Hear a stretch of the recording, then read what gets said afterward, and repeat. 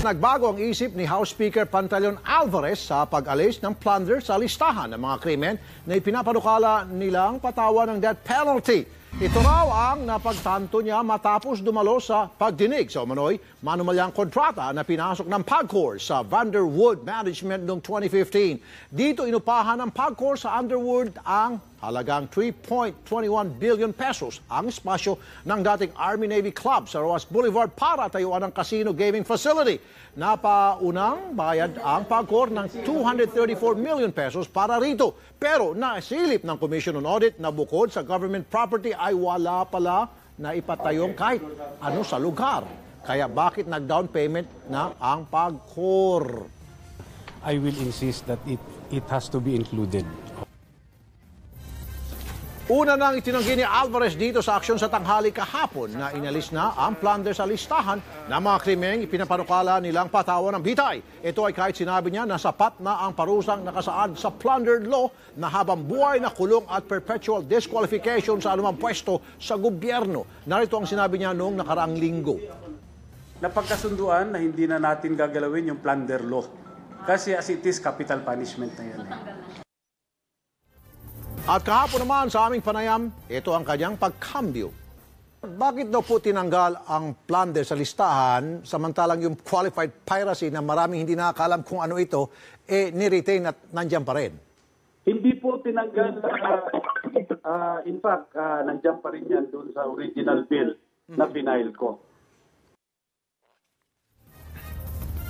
Sinupalpal ng PCSO si House Speaker Pantaleon Alvarez kaugnay ng utos nitong ipatigil ang small town lottery. Base sa ulat ng Philippine Star, sinabi ni PCSO General Manager Alex Balutan na ihintulang nila ang STL kapag iniutos ni Pangulong Duterte. Bagamat nirespeto raw nila ang opinyon ni Alvarez, hiniling ng PCSO na pag-isipan niya ang sinabi dahil pabor daw sa mga illegal gambling lord ang pagtigil sa STL.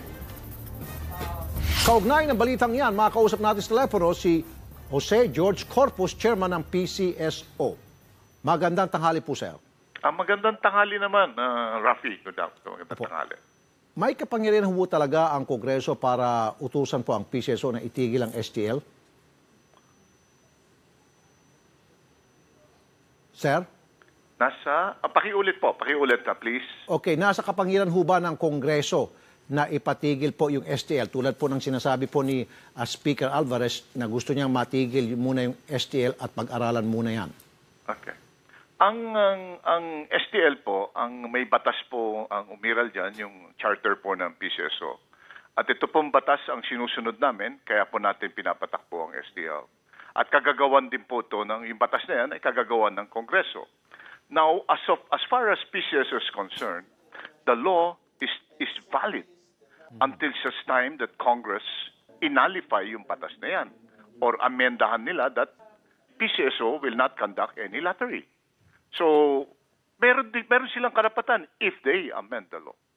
I see. Okay, so antayin niyo po muna yung gagawin niya pag-amyenda. Only then, susunod kayo kapag na-amyendahan at na-aprubahan na po sa Kongreso na ipasa yung pag-amyenda. Tama, sir? Tama po yun, Rafi. Okay. May iba po tayo ng konti sa usapan. Ito pong loterya ng bayan, bakit ho ito all of a sudden natigil na agad? Kasi marami ho kaming nakausap, meron po kami mga source dito sa TV5 na nagsasabing marami sa kanila ay nakapagbayad na at lahat-lahat, all of a sudden, bigla na lang sinabing tigil, paano naman daw yung kanilang mga naibayad, hindi na lang maibabalik. Anong nangyari? Ay yung loterya ng bayan, pagdating po namin ni GM Alex dito sa hindi na po nilalaro yung loterya ng bayan. It was rescinded. It was stop operation na po. So, ang nadatnan po namin dito ay yung small town lottery at yung ating online lottery system, national. Opo. So, doon po kami nag-focus ng attention. Ang pagkakaalam ko dyan sa loterya ng bayan ay yes, pinag-aralan ng PCSO. However, hindi po naka-take off. Ibig sabihin, hindi po sinanto sa lansangan. Hindi po sinanto ng ating mga mamamayan. Yung larong loterya ng bayan. Kumbaga, lugi yan. Parang ganon. So paano naman po yung mga nakapagbayad na para sa prangkisang Loterya ng Bayan? Makaka-refund ho ba sila? Makakatanggap po sila ng refund? Ang binayad po ng mga loterya ng bayan ay yung application fee. So the mere fact that their application were processed, I think they were processed by the previous administration of the board, nagamit po doon sa pag-ano na yun. Okay. Sige, mabalik ulit tayo sa STL po. Sige po. Meron ho kasi kaming mga nasagap na balita. Yun daw pong prangkisa para sa bagong STL, bakit daw po ibinigay lamang karamihan sa mga class 82 ng PMA na kung saan you also belong to that class? Kasi po dati po ata kayong general, retired general po kayo, tama ba, General, sir? By the way, hindi po kami, dahil ko lang linawin, number one, we don't give franchise.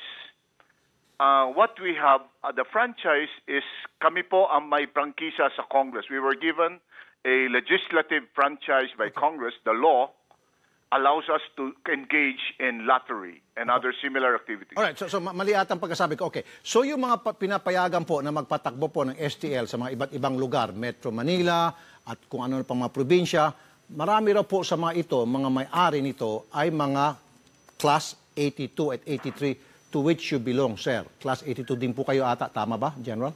Yes, I belong to Class 82. Opo. Hindi po, isa lang po ang pagkakaalam ko na ang nag-apply sa naging AAC. Isa lang. Marami na po ata, sir. In fact, magbibigay ata ng listahan dito sa TV5 at ibibigay po namin sa inyo yung listahan ng mga taga-Class 82 na classmate po ninyo na nabigyan po ng karapatan na mag-operate ng STL. Ang pagkakaalam po, ko, tuloy marami nyo. pong klase ang nag-invest po. Kaya niyo po yan. Sige po. Hindi lang po ang Class 82. There are several classes who invested in small town lottery. Opo. Dalawa na lang po. Bakit po yung STL, yung pagpapatakbo niyan, ibinigay po sa mga veteranong mga gambling lord? Bakit hindi binigay sa mga bagong tao, bagong muka? Kasi po itong mga gambling lord na ito, na nabigyan po ng karapatan magpatakbo ng STL, gagamitin nila ho yan sa pagbubukis para sila'y makatipid po sa pagbayad sa buwis. Number one. Opo. Number one. Ang agenda po ng small town lottery, I believe, it was started long way ago, sometime 2000. Bakit? Ito po'y sagot para makontra ang illegal gambling, yung mga mangweweting. Opo. So the point here is, ay in-expand natin yung mga nag-i-illegal. The objective is yung mga nag-i-illegal, we want them to become legal. However, sir, ito pong mga waiting lord, yun nga po, sir, you made them legal, pero nakahanap po sila ng butas pamagitan po ng pagbubukis po nitong STL through wetting. Para nga po makatipid ho sila sa pagbabayad ng tax para hindi ho makita yung tunay po na income nila. That's what I'm trying to say, General, sir. Ayan pong sinasabi nyo, dati po yan. Dati. Ngayon, tinapangan po natin yung implementing rules and regulations. Aha. If this AAC ngayon, magbukis sila, subukan nila.